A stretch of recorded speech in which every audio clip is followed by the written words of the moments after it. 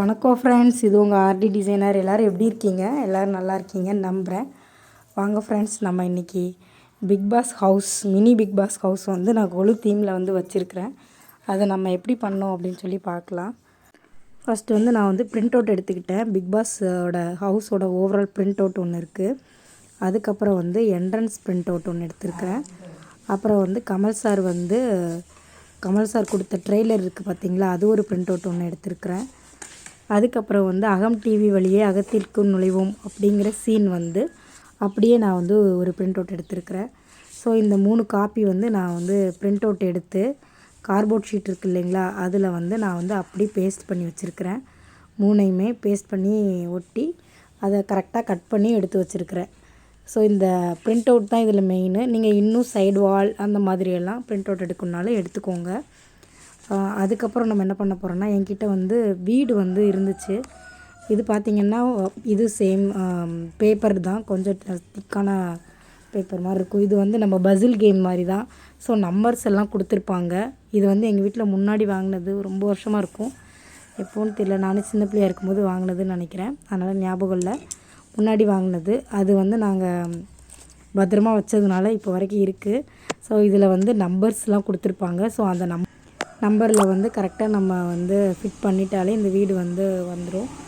இது வந்து கடையிலையும் நிறைய கிடைக்கும், நீங்கள் வாங்கிக்கலாம்.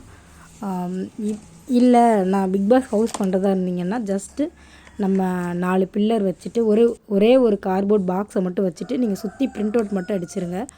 ஸோ நமக்கு அதுவும் ஈஸியான வேலை தான். இல்லை உங்கள்கிட்ட இந்த மாதிரி வீடு இருந்தாலும் எடுத்துக்கோங்க, அது இன்னும் நல்லாயிருக்கும் பார்க்குறதுக்கு.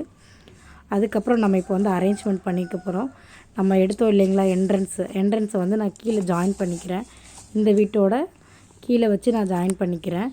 அதுக்கப்புறம் பார்த்திங்கன்னா நமக்கு வந்து இந்த என்ட்ரன்ஸ் கிட்ட 3 பஞ்ச் மாதிரி கொடுத்துருப்பேன் நான். இது எதுக்குன்னா, அந்த பிக்பாஸ் ஹவுஸ்ன்னு போட்டிருக்கீங்களா, இந்த ஷீட்டை வந்து நிற்க வைக்கிறதுக்காக இதை வந்து அரேஞ்ச் பண்ணேன். ஸோ இதில் வந்து பேஸ்ட் பண்ணிவிட்டு நம்ம அதை கம் போட்டு அதில் வந்து அப்ளை பண்ணிக்கிறேன். கம் போட்டு ஸ்டிக்கை வச்சு நான் வந்து பிக்பாஸ் ஹவுஸ் அப்படிங்கிறத வந்து நான் நிற்க வச்சுக்கிறேன். நம்ம வந்து நிற்க வச்ச பிறகு நமக்கு இப்படி தான் லுக்கு கிடைக்கும். இது வந்து நல்லாயிருக்கும். கீழே பில்லருமே இன்னும் நீங்கள் கூட வேறு ஸ்டிக் மாதிரி வச்சு நல்லா இன்னும் ஜாயின் பண்ணிக்கலாம். நிற்க வச்சதும் இப்படி வச்சு நம்ம கேமரா வழியாக இப்படி உள்ள வழியாக எடுக்கும்போது இன்னும் நல்லாயிருக்கும் பார்க்குறதுக்கு. ஸோ ஃப்ரண்ட்டில் நிற்க வைக்கிறது வந்து இன்னும் நல்லாயிருக்கும். சரி, நம்ம அடுத்து ஸ்மால் பாஸ் ஹவுஸ் பார்க்கலாம். இந்த சீசனில் இந்த மாதிரி 2 வீடு இருக்குது. நான் வந்து இதில் ஸ்மால் பாஸ் ஹவுஸுக்கு மெயினாக அவங்க கிச்சன் ஒர்க்கு தான் அதிகமாக பார்க்குறாங்க. அதனால் நான் கிச்சன் செட்டப் வந்து நான் வச்சுருக்கிறேன். சேம் அதே மாதிரி அதுக்கப்புறம் வந்து மேபி நீங்கள் இங்கேயும் ஒரு சின்னதாக ஒரு பாக்ஸோ இல்லை கார்ட்போர்ட் பாக்ஸோ இல்லைனா சும்மா ஒரு 4 பில்லர் வச்சுனாலும் நீங்கள் ஒரு சின்னதாக வீடு மாதிரி கூட பண்ணிக்கலாம், இன்னும் நல்லாயிருக்கும். எனக்கு டைம் இல்லை, அதனால் வைக்க முடியலை. இல்லை நீங்கள் இதில் பிரிண்ட் அவுட்டும் கூட ஸ்மால் பாக்ஸ் ஹவுஸோடது பிரிண்ட் அவுட் எடுத்தும் கூட இந்த சைடும் நீங்கள் பேஸ்ட் பண்ணிக்கலாம், இன்னும் கொஞ்சம் நல்லாயிருக்கும். அப்புறம் வந்து நான் இருக்கிற பொம்மைகளெல்லாம் அங்கே பிக்பாஸ் கண்டஸ்டன்ட் மாதிரி உட்கார வச்சுக்க போகிறேன். கார்டனிங்கில் வந்து சும்மா உட்கார வச்சுக்கிறோம். என்கிட்ட உள்ள பொம்மையெல்லாம் நான் வந்து இதில் வச்சுக்கிறேன். ஒரு பொம்மை நிற்கிற மாதிரி இருந்துச்சு. ஸோ நான் அதை வந்து வீட்டுக்கு பக்கத்தில் வந்து நிற்க வச்சுக்கிறேன்.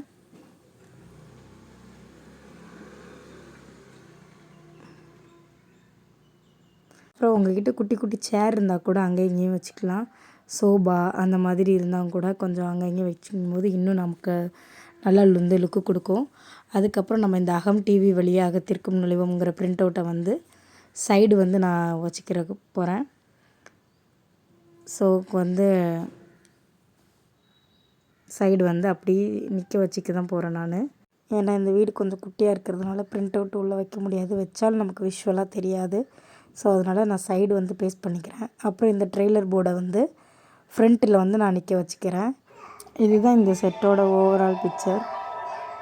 இந்த வீடியோ எப்படி இருக்குன்னு சொல்லிவிட்டு கண்டிப்பாக லைக் பண்ணுங்கள், கமெண்ட் பண்ணுங்கள், மறக்காமல் நம்ம சேனலை சப்ஸ்கிரைப் பண்ணுங்கள். தேங்க்யூ ஃப்ரெண்ட்ஸ், தேங்க்ஸ் ஃபார் வாட்சிங்.